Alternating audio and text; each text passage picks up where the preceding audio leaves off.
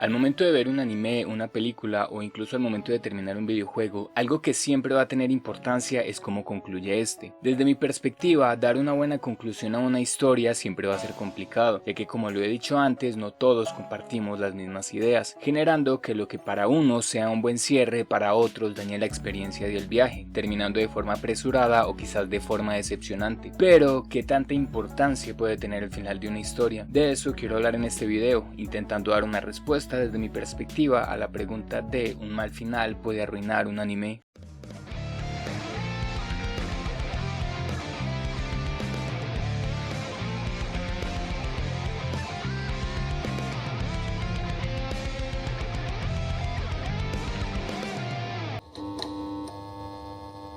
Primero me gustaría tener en cuenta ciertos puntos al momento de hablar de una buena o mala conclusión. Vuelvo y recalco, todo esto va desde mi perspectiva intentando tener un alto grado de objetividad. Pero primero veamos qué cosas se debe de tener para un buen final. Pero para hablar del final hay que tener en cuenta el resto de las partes de esta. Y para esto veamos la estructura básica de una historia o una narración, que serían inicio, nudo y desenlace. Esta estructura base nos sirve para ubicarnos en momentos específicos de la trama. El anime, al igual que las series live action, telenovelas o doramas, que al fin de cuentas todas funcionan de la misma forma, una historia dividida por temporadas, arcos o en sagas, por lo que se podría decir que esta estructura tiene dos niveles, que sería el nivel 1, el inicio, el nudo y el desenlace de la historia en general, y en el nivel 2 encontraríamos lo mismo pero para cada arco y para cada saga. Hay que aclarar que arcos y sagas son diferentes, la mayoría de animes los encontramos divididos en arcos, pero esto no quiere decir que todos, y un ejemplo de esto lo encontramos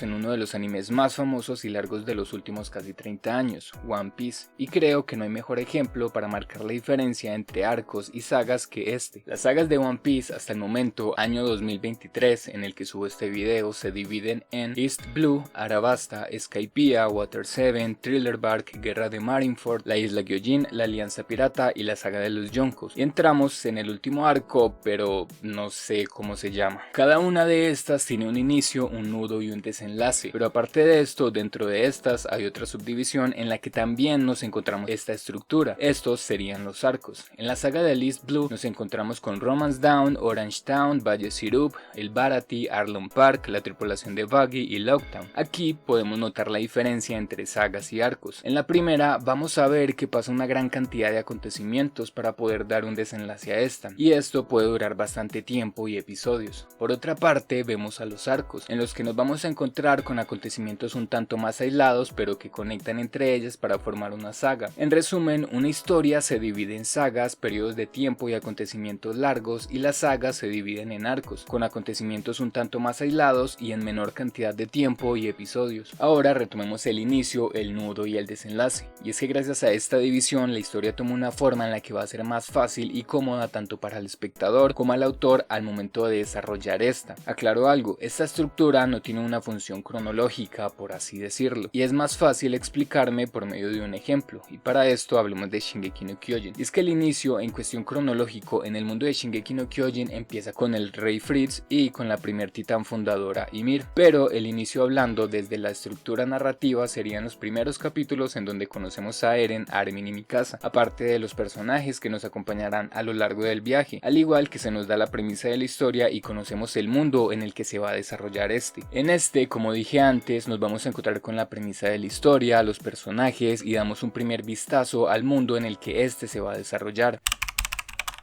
Este tiene gran importancia, ya que aparte de esto, aquí el autor empieza a generar límites y a su vez posibles desarrollos tanto de personaje como al momento de las batallas. Se suelen conocer los sistemas de poder, la meta de los protagonistas e incluso los villanos o el villano de la historia. Y es que desde aquí nos podríamos dar una idea de cómo va a terminar la historia, y con esto no hable de detalles como es que desde que Naruto peleó con Neji en los exámenes Chunin ya sabíamos que este iba a morir protegiendo a Hinata, que estaba protegiendo a Naruto durante la cuarta guerra ninja. A lo que me refiero con esto es que nos podemos dar una idea de cómo es el final. Todos sabíamos que Naruto iba a ser Hokage en algún momento, todos sabemos que Luffy será el rey de los piratas, todos sabemos que Deku va a ser el Saiko no Hiro, y todos sabíamos que Eren se iba a convertir en una paloma al final. Obviamente no siempre es así, pero poder ver el mundo en el que se va a desarrollar la historia nos dice bastante, al igual que conocer los personajes que veremos a lo largo de la historia. Después de dar un primer vistazo al mundo en el que la historia se va a desarrollar, conocer con quiénes vamos a ir en este viaje y de conocer hacia dónde vamos, en el nudo nos vamos a encontrar el conflicto de la historia, un momento en el que las cosas empiezan a escalar y llegar al clímax de esta. Aquí podríamos encontrarnos con las batallas más importantes de la historia, con power-ups y desarrollos de personaje, e incluso con plot twist o giros en la trama que no esperamos. Se pueden revelar datos, pero a la vez generar más inquietudes, las cuales se terminarán de resolver en el desenlace o final de la historia. Se expande el mundo y el lore de este, llegando a generar un tipo de tensión para darle reposo a todo esto en el desenlace. Para mí la función de este es mantener la atención de los espectadores, ya que después de ver lo que se nos plantea en el inicio, aunque pueda tener una buena premisa, si en este punto se pierde el rumbo o la historia empieza a volverse monótona y aburrida, se puede perder el interés por parte de los espectadores, cosa que puede llevar a la cancelación de la historia.